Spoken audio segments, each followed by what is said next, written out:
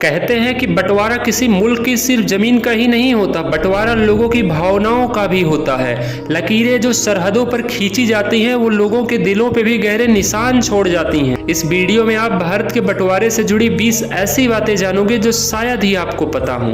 Number 20, Bharat के विभाजन की तारीख घोषित हो जाने के बाद बहुत से मुसलमानों ने ये मांग की कि ताजमहल को तोड़कर पाकिस्तान ले जाया जाना चाहिए और वहां फिर से इसे बनाया जाना चाहिए, क्योंकि ताजमहल आखिरकार एक मुसलमान बादशाह ने बनवाया था। ये मांग कोई जोर नहीं पकड़ सकी। नंबर 19, कुछ हिंदू साधु कह रहे थे कि चाहे जो भी हो जाए सिंधु नदी पाकिस्तान के पास नहीं जानी चाहिए, क्योंकि सिंध के बिना हिंदू भला कैसे हो सकता है।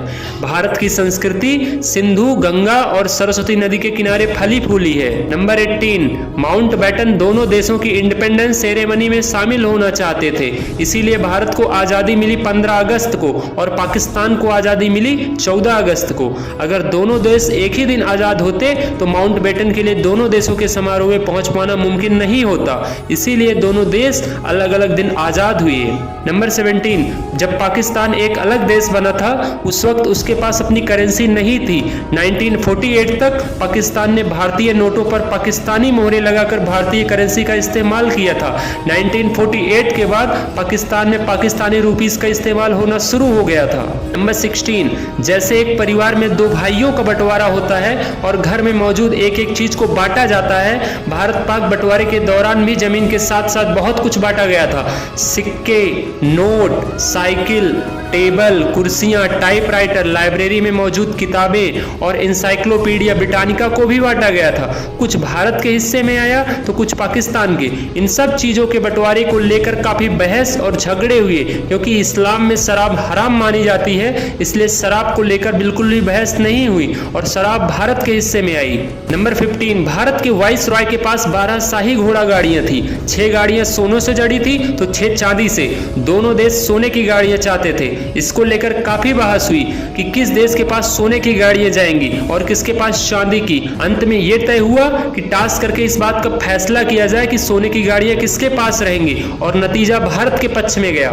नंबर 14, पाकिस्तान की पहली राजधानी कराची थी। बंटवारे के 20 साल बाद 14 अगस्त 1967 को इस्लामाबाद को पाकिस्तान की राजधानी बनाया गया। नंबर 13, अप्रैल 1948 को प्राइम मिनिस्टर नेहरू ने कुरुक्षेत्र रिफ्यूजी कैंप का दौरा किया था। यह कैंप 1 लाख लोगों के लिए बनाया गया था, लेकिन इसमें 3 गुना लोग रह रहे थे। शाम को सरकार की तरफ से यहाँ डिज्नी फिल्म दिखाई जाती थी, जिन्हें एक बार में 15,000 से ज्यादा लोग देखते थे। नंबर 12, 14 अगस्त 1947 को जब भारत को आजादी मिलने में कुछ ही घंटे शेष बचे थे और जब देश में हजारों हिंदू सिख मुसलमानों का कत्लेआम हो रहा था, माउंट बैटन के बारे में यह कहा जाता है कि उस वक्त वो अपनी पत्नी एडविना के साथ अमेरिकन एक्टर बॉब होप की मूवी माय फेवरेट ब्रूनेट देख रहा था। नंबर 11, 20 फरवरी 1947 को ब्रिटिश प्राइम मिनिस्टर क्लेमेंट एटली ने यह घोषणा की कि 3 जून 1948 को भारत से ब्रिटिश रूल खत्म हो जाएगा।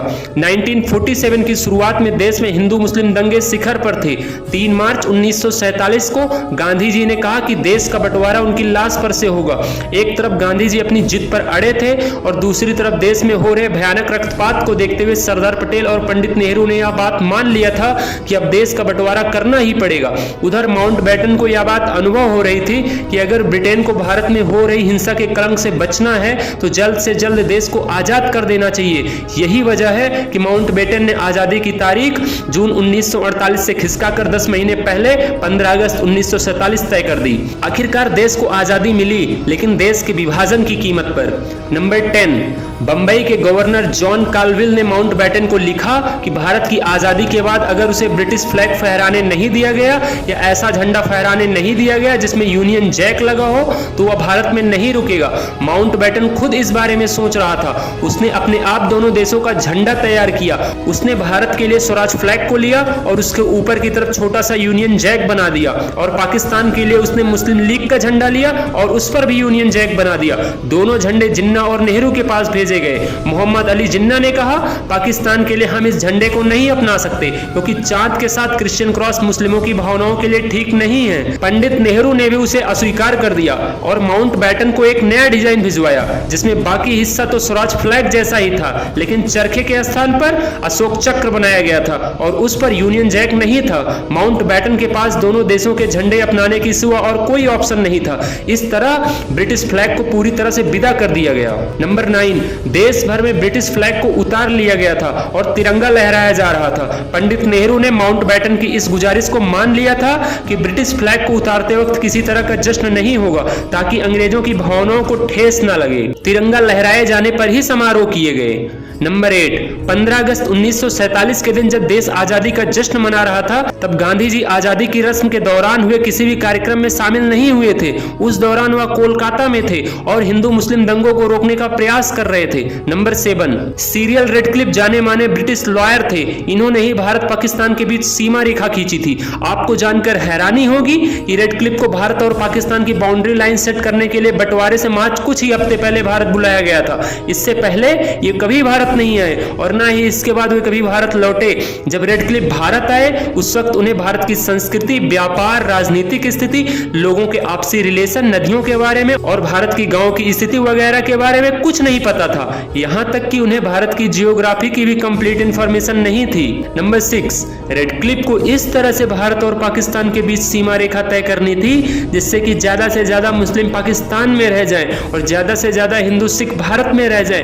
रेडक्लिफ द्वारा खींची गई लकीर ने 50 लाख हिंदुओं और सिखों को पाकिस्तानी पंजाब में छोड़ दिया और 50 लाख मुस्लिमों को भारतीय पंजाब में छोड़ दिया। नंबर 5, रेडक्लिफ के काम से ना तो इंडियन लीडर खुश थे और ना ही पाकिस्तानी लीडर। दोनों ने ही जमकर रेडक्लिफ की आलोचना की। इससे रेडक्लिफ नाराज हो गए। रेडक्लिफ को उनके काम के लिए 2000 पाउंड मिलने थे। उसने अपनी नाराजगी जाहिर करते हुए उन पैसों को लेने से इनकार कर दिया। नंबर 4, 15 अगस्त 1947 को दोनों देश आजाद हो गए और देश का बंटवारा हो चुका था, लेकिन माउंट बैटन ने रेडक्लिफ की सीमा रेखा निर्धारित करने वाली रिपोर्ट आजादी के 2 दिन बाद 17 अगस्त को पब्लिश की। ये एक बड़ा कारण था कि देश की इतनी बुरी हालत हुई और इतने लोग मारे गए, क्योंकि आखिरी समय तक लोगों को पता ही नहीं था कि पंजाब का कौन सा हिस्सा पाकिस्तान के पास रहेगा और कितना हिंदुस्तान के पास। लोग बेहाल होकर सिर्फ अपनी मंजिल को तलाश रहे थे। नंबर 3, हिस्टोरियन लियोनार्ड मोजली लिखते हैं, अगर रेडक्लिफ रिपोर्ट आजादी से पहले पब्लिक हो जाती और इसकी जानकारी पहले ही पता होती कि कौन सा हिस्सा किस देश में जा रहा है, तो फौज को अच्छे से तैनात किया जा सकता था। लेकिन माउंट बैटन ने रेडक्लिफ रिपोर्ट के बारे में किसी को कुछ नहीं बताया। देश की आजादी का दिन तो खुशी खुशी बीत गया, लेकिन लाखों लोगों का सब कुछ तबाह हो गया। नंबर 2, हिस्टोरियन माइकल एडवर्ड्स ने लिखा है कि माउंट बैटन भारत की स्थिति को संभालने में बिल्कुल नाकाम रहा। जितना टाइम उसने दोनों देशों के झंडे तैयार करने जैसे मसलों पर बर्बाद किया, उतना टाइम देश की असली समस्याओं पर नहीं लगाया।